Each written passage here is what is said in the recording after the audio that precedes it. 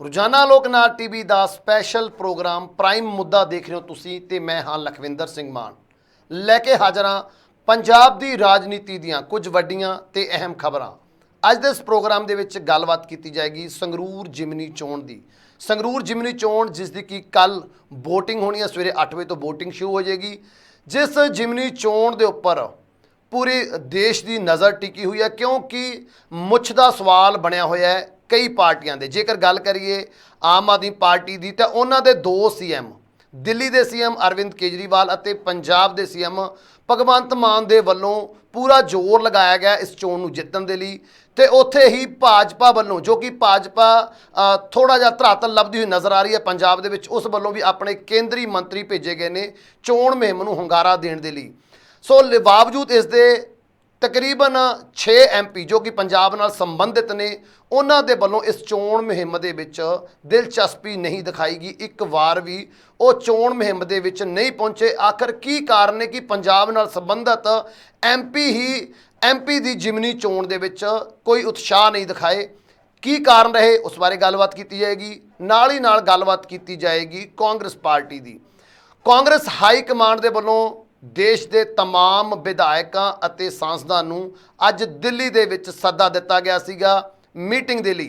आखिर ये मीटिंग किस परपज़ दे नाल सद्दी गई है तो इस मीटिंग तो बाद सियासत दे विच किस तरह का उफान आउण वाला है, इस बारे गलबात करांगे। ते गलबात करन दे लई मेरे नाल जुड़े हुए ने प्रोफैसर मनजीत अणखी जी। स्वागत करांगे सब तो पहला अणखी जी, प्राइम मुद्दा दे विच स्वागत है जी। बहुत बहुत शुक्रिया मान साहब। सो अणखी सर, ਹੁਣ ਜੇਕਰ ਸੰਗਰੂਰ ਜਿਮਨੀ ਚੋਣ ਦੀ ਗੱਲ ਕਰੀਏ ਤਾਂ ਬੜਾ ਕੁਝ ਦਾਅ 'ਤੇ ਲੱਗਿਆ ਹੋਇਆ ਹਰ ਇੱਕ ਪਾਰਟੀ ਦਾ।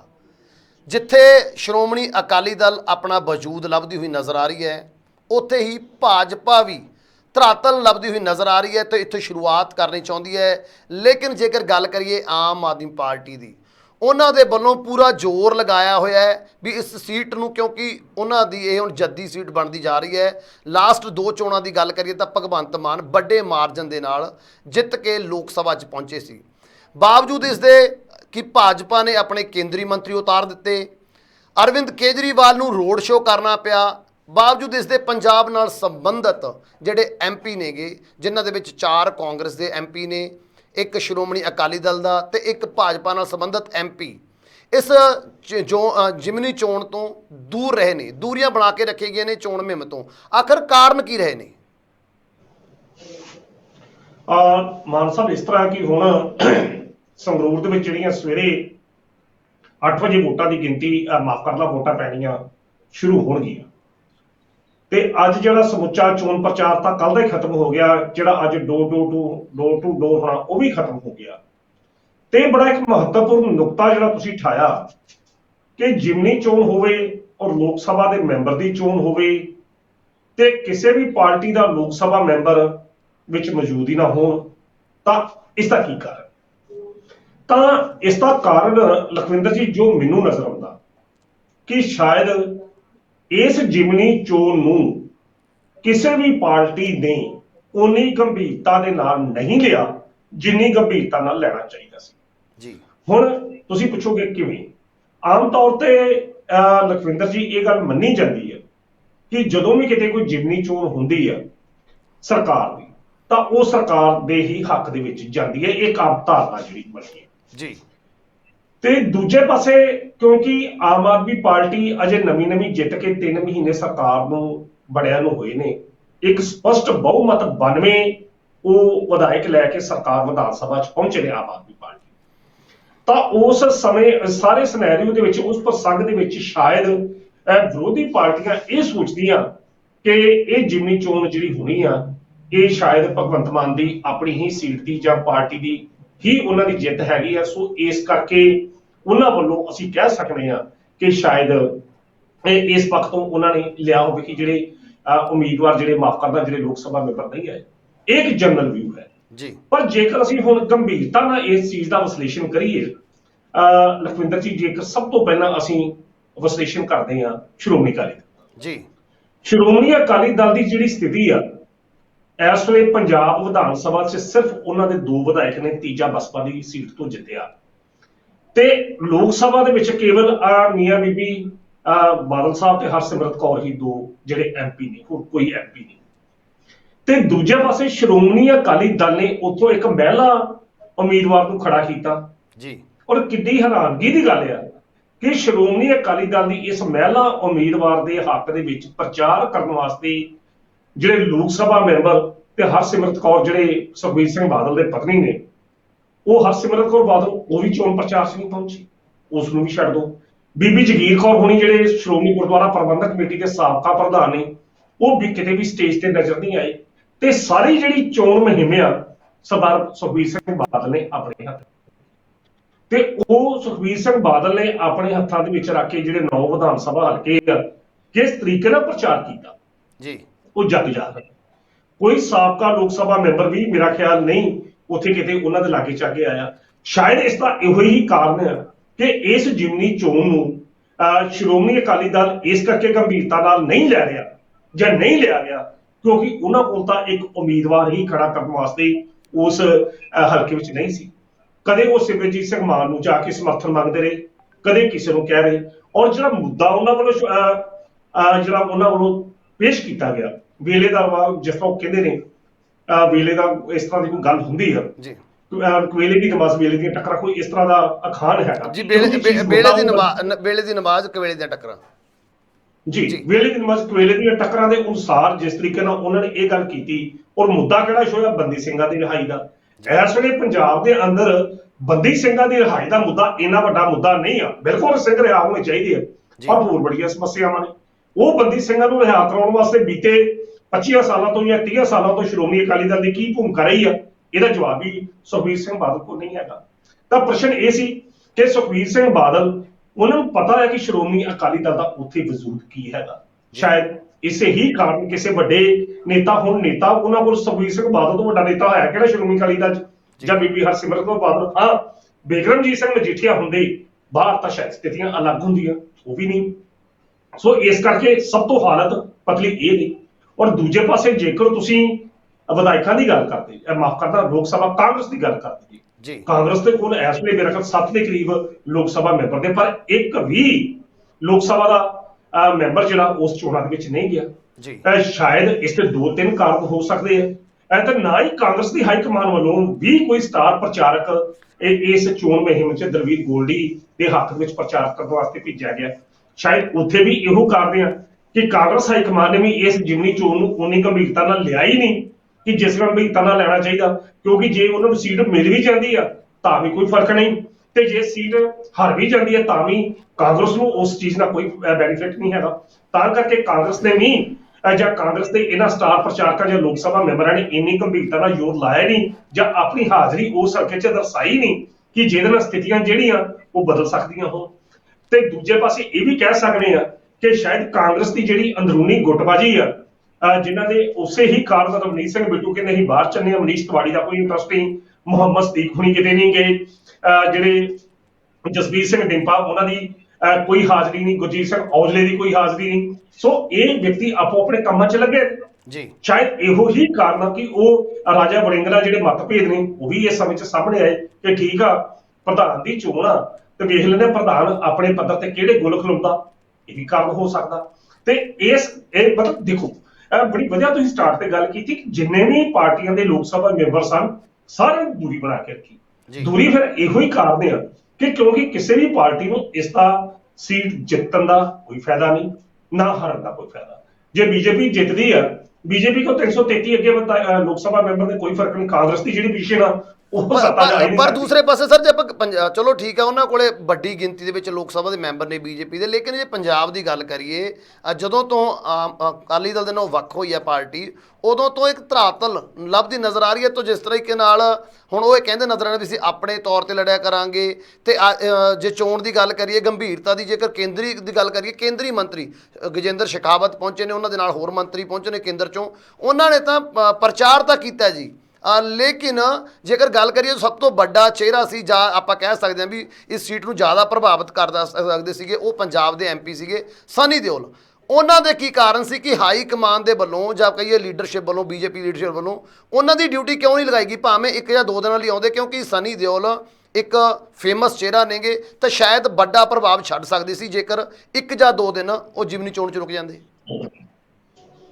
ਮੈਂ ਉਧਰ ਹੀ ਲੱਗਾ ਸਾਂ, ਬੀਜੇਪੀ ਦੀ ਮੈਂ ਗੱਲ ਕਰ ਸਕਾਂ ਜੀ। ਹੁਣ ਇਸ ਤੋਂ ਇਲਾਵਾ ਕਾਂਗਰਸ ਦੀ ਜਿਹੜੀ ਅਸੀਂ ਗੱਲ ਕਰਦੀ, ਹੁਣ ਬੀਜੇਪੀ ਦੀ ਗੱਲ ਕਰਦੇ। ਬੀਜੇਪੀ ਕੋ ਸ੍ਰੀ ਜਾਖੜ ਵੀ ਇੱਕ ਬੜੇ ਕਦਾਵਰ ਨੇਤਾ ਉਹਨਾਂ ਕੋਲ ਨਵੇਂ ਮਿਲੇ ਨੇ ਜੀ। ਦੂਜੇ ਐਮਪੀ ਜਿਹੜੇ ਨੇ ਆਪਣੇ ਕਹਿ ਸਕਦੇ ਹਾਂ ਜਿਹੜੇ ਸਨੀ ਦਿਓਲ ਐਮਪੀ ਦੀ, ਉਹਨਾਂ ਕੋਲ ਭਾਰਤੀ ਜਨਤਾ ਪਾਰਟੀ ਤੋਂ। ਪਰ ਜਿਹੜਾ ਗੁਰਦਾਸਪੁਰ ਦੇ ਵਿੱਚ ਸਨੀ ਦਿਓਲ ਦਾ ਜੋ ਆਧਾਰ ਹੈਗਾ ਜੀ, ਜਾਂ ਜਾਂ ਲੋਕ ਉਹਨੂੰ ਕਿਸ ਤਰੀਕੇ ਨਾਲ ਪਸੰਦ ਕਰਦੇ ਨੇ, ਜਾਂ ਬੀਤੇ 2.5 ਸਾਲਾਂ ਤੋਂ ਕਿੰਨੀ ਉਸ ਬੰਦੇ ਦੀ ਫੇਰੀ ਜਿਹੜੀ ਰਹੀ ਆ, ਇਹ ਜ਼ਿਲ੍ਹਾ ਗੁਰਦਾਸਪੁਰ ਦੇ ਲੋਕ ਚੰਗੀ ਤਰ੍ਹਾਂ ਜਾਣਦੇ ਆ।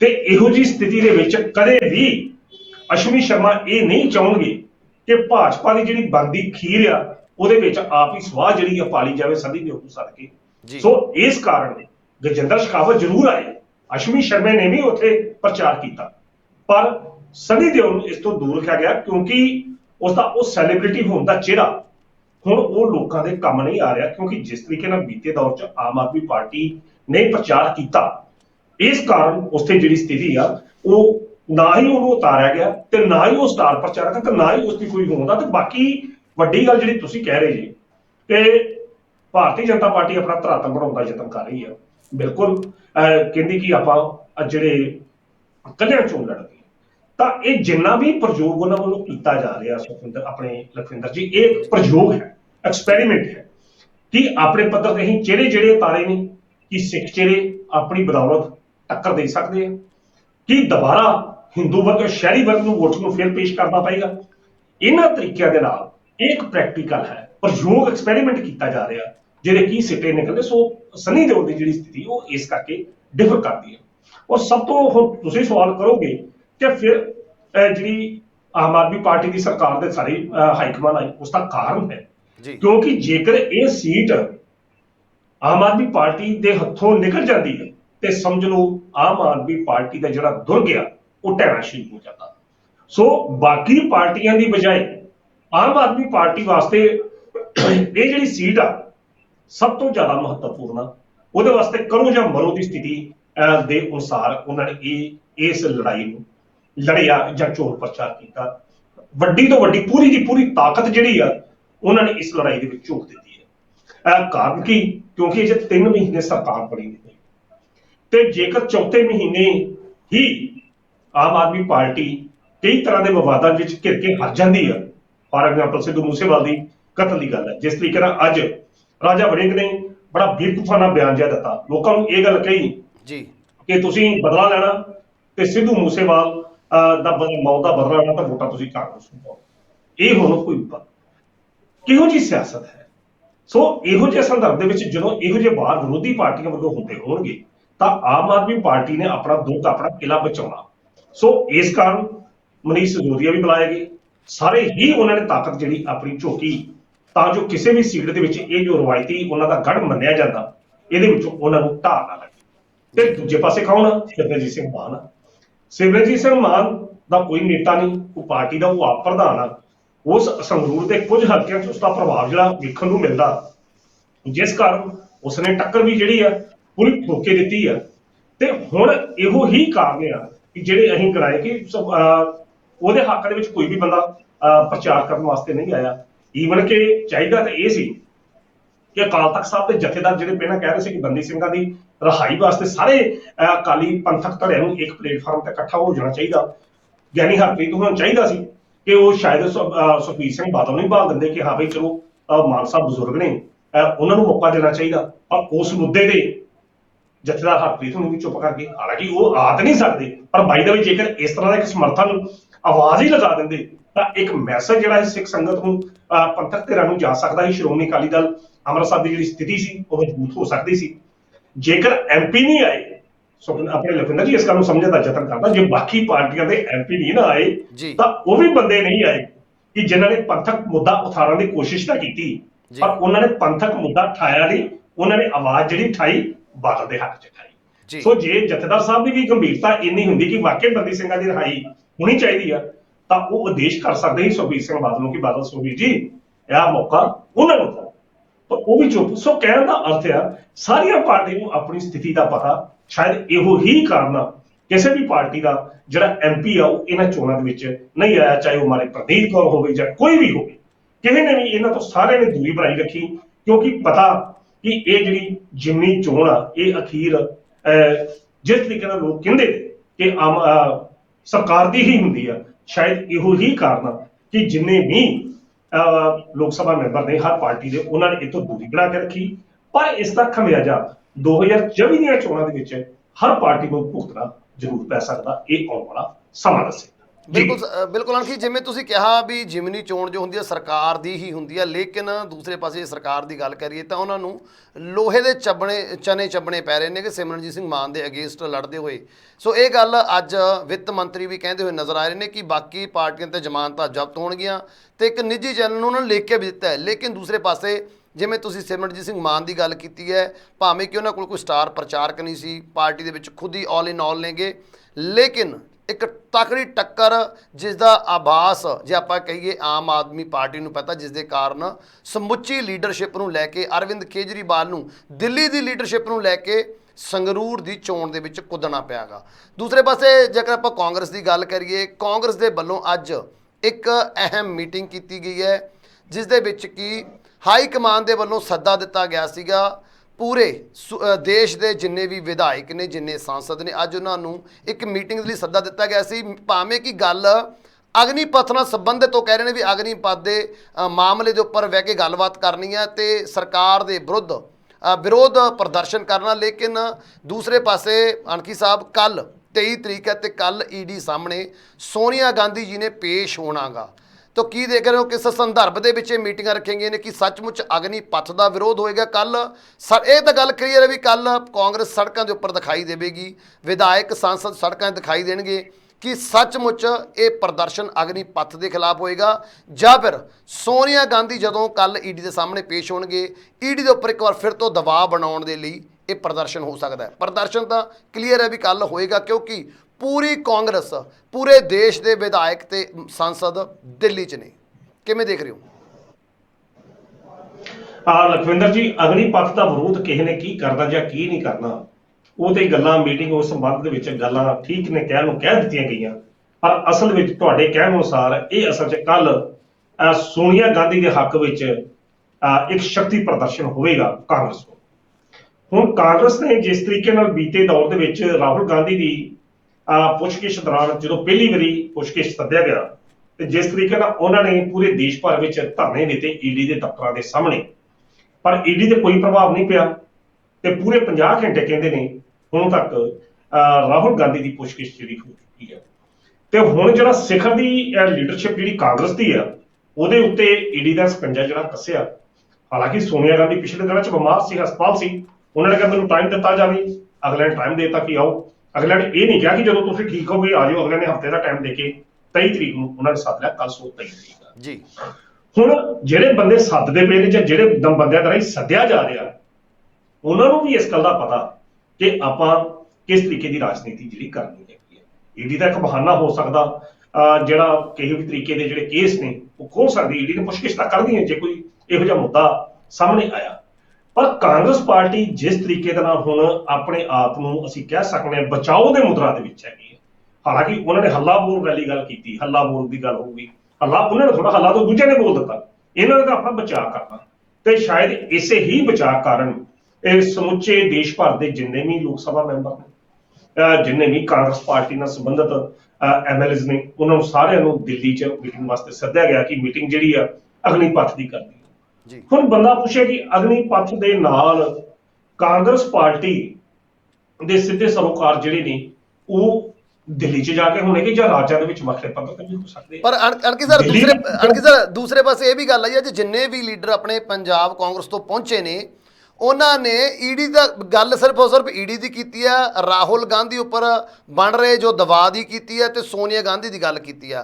ਅਗਨੀਪਥ ਦੀ ਹਾਲਾਂਕਿ ਹਾਈ ਕਮਾਨ ਇਹ ਗੱਲ ਕਹਿੰਦੀ ਹੋਈ ਨਜ਼ਰ ਆਈ ਹੈ ਵੀ ਅਗਨੀਪਥ ਨੂੰ ਲੈ ਕੇ ਇੱਕ ਵੱਡਾ ਪ੍ਰੋਟੈਸਟ ਕਰਾਂਗੇ, ਅਗਨੀਪਥ ਨੂੰ ਲੈ ਕੇ ਮੋਦੀ ਸਰਕਾਰ ਤੇ ਦਬਾਅ ਬਣਾਵਾਂਗੇ।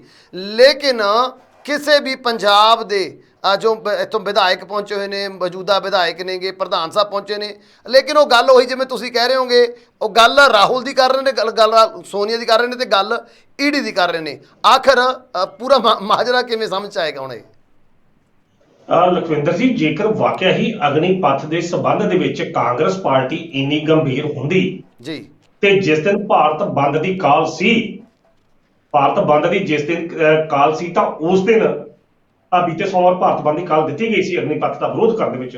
ਉਸ ਦਿਨ ਕਾਂਗਰਸ ਪਾਰਟੀ ਬਿਲਕੁਲ ਨਰਾਵਤ ਰਹੀ ਹੈ, ਕਿਤੇ ਵੀ ਦਿਖਾਈ ਨਹੀਂ ਦਿੱਤੀ ਜੀ। ਕਿਤੇ ਵੀ ਕੋਈ ਐਮਐਲਏ, ਕੋਈ ਕਾਂਗਰਸ ਦਾ ਪ੍ਰਧਾਨ ਸਾਬਕਾ ਕਿਤੇ ਉਹਨਾਂ ਪ੍ਰਦਰਸ਼ਨਕਾਰੀਆਂ ਦੇ ਨਾਲ ਨਜ਼ਰ ਨਹੀਂ ਆਇਆ, ਤੇ ਨਾ ਹੀ ਕਾਂਗਰਸ ਨੇ ਆਪਣੇ ਪੱਧਰ ਤੇ ਕੋਈ ਲੋਕਾਂ ਦੀਆਂ ਦੁਕਾਨਾਂ ਬੰਦ ਕਰਾਉਣ ਦਾ ਯਤਨ ਕੀਤਾ ਜਾਂ ਰੈਲੀ ਕੀਤੀ। ਤਾਂ ਇਹ ਠੀਕ ਭਾਰਤ ਬੰਦ ਤੋਂ ਬਾਅਦ ਜਦੋਂ ਉਸ ਵਕਤ ਸੱਦਾ ਦਿੱਤਾ ਗਿਆ, ਉਸ ਵੇਲੇ ਕਾਂਗਰਸ ਪਾਰਟੀ ਕਿੱਥੇ ਸੀ ਜੀ? ਉਸ ਵੇਲੇ ਕਾਂਗਰਸ ਪਾਰਟੀ ਨੂੰ ਕਿਉਂ ਨਾ ਚੇਤਾ ਹੈ ਕਿ ਅੱਜ ਅਗਨੀਪਥ ਦੇ ਵਿਰੋਧ ਦੇ ਵਿੱਚ ਸਾਰਾ ਭਾਰਤ ਬੰਦ ਦਾ ਸੱਦਾ ਦਿੱਤਾ ਜਾ ਰਿਹਾ। ਸਾਨੂੰ ਆਪਣੀ ਭੂਮਿਕਾ ਜਿਹੜੀ ਸਪਸ਼ਟ ਕਰਨੀ ਚਾਹੀਦੀ ਹੈ। ਕਹਿਣ ਦਾ ਅਰਥ ਸਾਫ਼ ਤੇ ਸਪਸ਼ਟ ਇਹੋ ਹੀ ਆ ਕਿ ਕੱਲ ਜੋ ਸੁਪਰੀਮ ਸੋਨੀਆ ਗਾਂਧੀ ਜਦੋਂ ਈਡੀ ਅੱਗੇ ਪੇਸ਼ ਹੋਵੇਗੀ, ਉਸ ਵਕਤ ਇੱਕ ਇਸ ਤਰੀਕੇ ਦਾ ਪ੍ਰਦਰਸ਼ਨ ਕੀਤਾ ਜਾਵੇਗਾ ਬਾਹਰ ਕਿ ਸੜਕਾਂ ਦੇ ਉੱਤੇ ਇਹ ਗੱਲ ਚੱਲੇ ਕਿ ਕਾਂਗਰਸ ਜਿਹੜੀ ਅਗਨੀਪਥ ਦੇ ਵਿਰੋਧ 'ਚ ਇਕੱਠੀ ਹੋ ਗਈ ਆ। ਮੀਡੀਆ ਦੀਆਂ ਨਜ਼ਰਾਂ ਜਿਹੜੀਆਂ ਨੇ ਉਹ ਸਾਰੀਆਂ ਜਿਹੜੀਆਂ ਨੇ ਉਸ ਪ੍ਰਦਰਸ਼ਨ ਤੇ ਕੇਂਦਰਿਤ ਰਹਿਣ।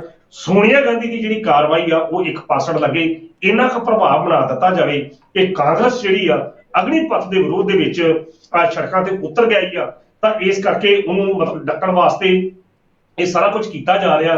ਸਮੁੱਚੇ ਭਾਰਤ ਦੇ ਜਿਹੜੇ ਕਾਂਗਰਸ ਨਾਲ ਸੰਬੰਧਿਤ ਵਿਧਾਇਕ, ਐਮਐਲਏ, ਸੰਸਦ ਮੈਂਬਰ ਸਾਰਿਆਂ ਨੂੰ ਸੱਦ ਲਿਆ ਗਿਆ। ਉਹ ਅਗਨੀਪਥ ਦਾ ਵਿਰੋਧ ਕਰ ਰਹੇ ਆ ਤਾਂ ਜੋ ਦੂਜੇ ਪਾਸੇ ਈਡੀ ਨੂੰ ਜਿਹੜੀ ਕਾਰਵਾਈ ਹੋਣੀ ਆ ਸੋਨੀਆ ਗਾਂਧੀ ਦੇ ਖਿਲਾਫ, ਉਹਦੇ ਵੱਲ ਕਿਸੇ ਦਾ ਧਿਆਨ ਹੀ ਨਾ ਜਾਵੇ। ਸੋ ਇਹ ਧਿਆਨ ਕੇਂਦਰ ਦੀ ਸਰਕਾਰ ਦਾ, ਉਸ ਡਾਇਵਰਟ ਕਰਨ ਦੀ ਕੋਸ਼ਿਸ਼ ਦੇ ਸੰਬੰਧ ਵਿੱਚ ਅਸੀਂ ਇਹਨਾਂ ਸੰਸਦ ਮੈਂਬਰਾਂ ਦੀ ਜਾਂ ਵਿਧਾਇਕਾਂ ਦੀ ਇਹ ਰੈਲੀ ਨੂੰ ਅਸੀਂ ਵੇਖ ਸਕਦੇ, ਮੀਟਿੰਗ ਨੂੰ ਵੇਖ ਸਕਦੇ, ਜਿਹੜੀ ਕੱਲ ਦਿੱਲੀ ਦੇ ਵਿੱਚ ਹੋਣੀ ਆ। ਅਸਲ ਦੇ ਵਿੱਚ ਇਹ ਧਿਆਨ ਡਾਇਵਰਟ ਕਰਨ ਦੀ ਕੋਸ਼ਿਸ਼ ਆ ਇਹ ਕੇਂਦਰ ਸਰਕਾਰ ਦਾ ਵੀ, ਉਹਨਾਂ ਦਾ ਧਿਆਨ ਆਪਣੇ ਵੱਲ ਰਵੇ। ਜ਼ਰੂਰ ਕੱਲ ਦਾ ਜਿਹੜਾ ਪ੍ਰਦਰਸ਼ਨ ਹੋਣਗੇ ਕਾਂਗਰਸ ਪਾਰਟੀ ਵੱਲੋਂ, ਹਿੰਸਕ ਪ੍ਰਦਰਸ਼ਨ ਹੋਣਗੇ, ਤੋੜ-ਫੋੜ ਵੀ ਹੋਏਗੀ, ਵੱਡੇ ਪੱਧਰ ਤੇ ਡਾਕ ਸੋਟਾ ਵੀ ਚੱਲੇਗਾ, ਤਾਂ ਜੋ ਜਿਹੜਾ ਮੁੱਦਾ ਸੋਨੀਆ ਗਾਂਧੀ ਵਾਲਾ ਕਿਸੇ ਤਰੀਕੇ ਨਾਲ ਉਹ ਲਿੰਗਰ ਡਾਊਨ ਕੀਤਾ ਜਾ ਸਕੇ।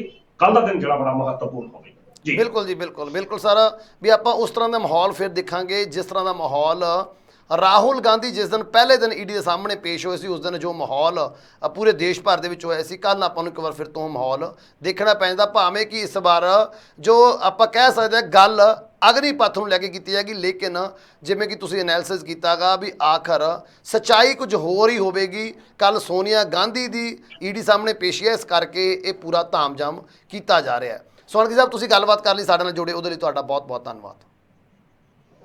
ਬਹੁਤ ਬਹੁਤ ਸ਼ੁਕਰੀਆ ਮਾਨ ਸਾਹਿਬ। ਸੋ ਇਹ ਸਨ ਪ੍ਰੋਫੈਸਰ ਮਨਜੀਤ ਅਣਖੀ ਜੀ, ਜਿਨ੍ਹਾਂ ਦੇ ਵੱਲੋਂ ਅੱਜ ਦੇ ਇਸ ਅਹਿਮ ਵਿਚਾਰ ਚਰਚਾ ਦੇ ਵਿੱਚ ਖੂਬਸੂਰਤ ਤਰੀਕੇ ਦੇ ਨਾਲ ਐਨਾਲਿਸਿਸ ਕੀਤਾ ਗਿਆ। ਤੁਹਾਨੂੰ ਇਹ ਐਨਾਲਿਸਿਸ, ਤੁਹਾਨੂੰ ਇਹ ਵਿਚਾਰ ਚਰਚਾ ਕਿਵੇਂ ਲੱਗੀ ਆ, ਸਾਨੂੰ ਕਮੈਂਟ ਕਰਕੇ ਜ਼ਰੂਰ ਦੱਸਿਓ। ਅਗਲੇ ਪ੍ਰੋਗਰਾਮ ਵਿੱਚ ਫਿਰ ਤੋਂ ਸਾਡੀ ਹੋਏਗੀ ਮੁਲਾਕਾਤ। ਉਦੋਂ ਤੱਕ ਸਾਨੂੰ ਦਿਓ ਇਜਾਜ਼ਤ। ਧੰਨਵਾਦ।